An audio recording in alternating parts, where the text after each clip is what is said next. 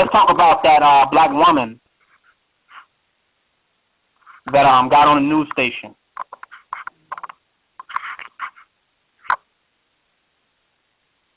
An Alaska reporter. She outs herself as a pro-pot activist in an epic on-air resignation. She said, "Fuck it, I quit."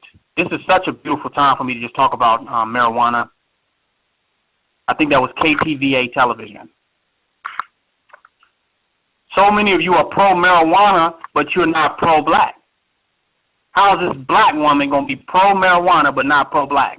She'll quit her job over to smoke weed, to smoke marijuana, a plant. But she won't quit her job over Mike Brown's death. She won't quit her job over black nationalism and black nationalism issues.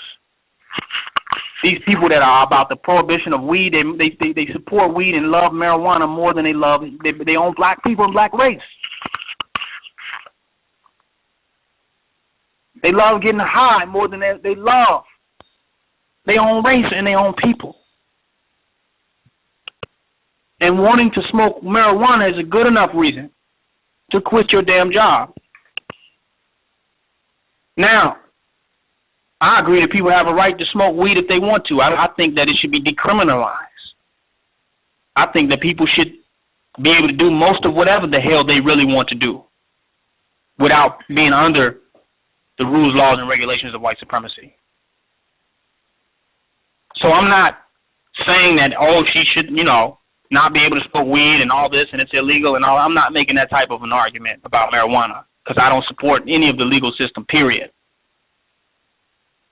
But I don't think the prohibition of marijuana addresses the real issue of racial profiling and why black people are being arrested and locked up. And just because you legalize marijuana doesn't mean that racism and white supremacy is going to go away. And they tried to merge those two issues together in order to win us over the crackers to the prohibition of marijuana. They try to use racism in it and try to throw in the numbers of how many black people are going to jail based on marijuana indictments. They make that relevant to why marijuana need to be made legal. They don't care none about black nationalism and the freedom and liberties of black people. They just care how they can use the argument of marijuana in order to bring white people, to draw white people into that argument, to add momentum to their marijuana prohibition argument. I think we need to get end white supremacy altogether. The white supremacy we need to counter white supremacy, police terrorism. Get rid of the police department and white supremacy insurgents in black communities. We need to run our own communities. Period. Not just legalize marijuana, legalize everything. Legalize getting your ass up the hell up out of our goddamn communities, period. But on the marijuana issue, you cannot put marijuana as a significant issue above black nationalism. At least you be some type of hypocrite. It's like putting gay rights over black nationalism. It's like gay rights movement, marijuana prohibition movement. It's like animal rights activism. But none of these people have the courage and heart to say, I'm pro-black, I'm a black nationalist, but I'm pro-dog. I'm pro-animal rights, I'm pro-plant. Right? I'm pro-homosexuality, but none of them will say, I'm pro-black. I have a problem with that. Now, this news reporter quitting her job, great, and hopefully marijuana gave her an epiphany to help her move towards greater self-sufficiency, to not be under the white man at all, hopefully. But black nationalism is more important. Black power is more important than the prohibition of marijuana. The issue with marijuana, let me go into the spiritual issue that I have with marijuana. People gonna smoke their marijuana. No, like I said, you shouldn't go to jail because you got some marijuana and all that and be under the white man, all that for marijuana. But let's deal with marijuana for a second. You talking about you organic, you're vegan, you don't deal with GMO, genetically modified foods. Marijuana is a genetically modified food. Marijuana is GMO. Before the white man even start pushing his GMO movement, Monsanto, We've been pushing our own GMO movement for a hell of a long time with marijuana. It's a genetically modified plant where the way it is grown, you take all the males and kill them, and you keep the females, right? The marijuana is essentially a female plant. We talk about the effeminization of the black man, and we talk about how much marijuana we smoke.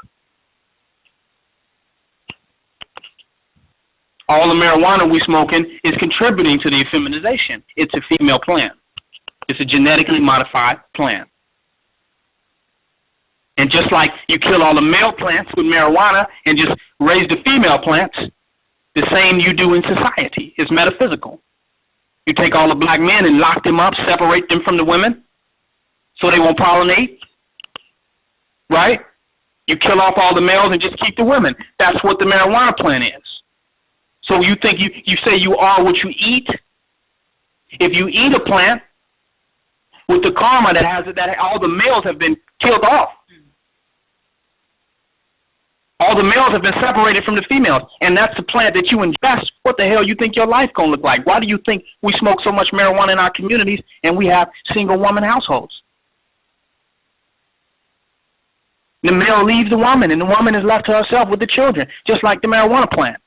You are what the fuck you eat. This is a reality. You are what you ingest. So quit talking about you against genetically modified foods and you eat all organic and all that, and you're smoking and inhaling a genetically modified plant. And the quality of the marijuana is based on its genetic modification. I hope you hear where I'm going with that. So if you're gonna totally give up GMO, you're gonna have to stop smoking weed.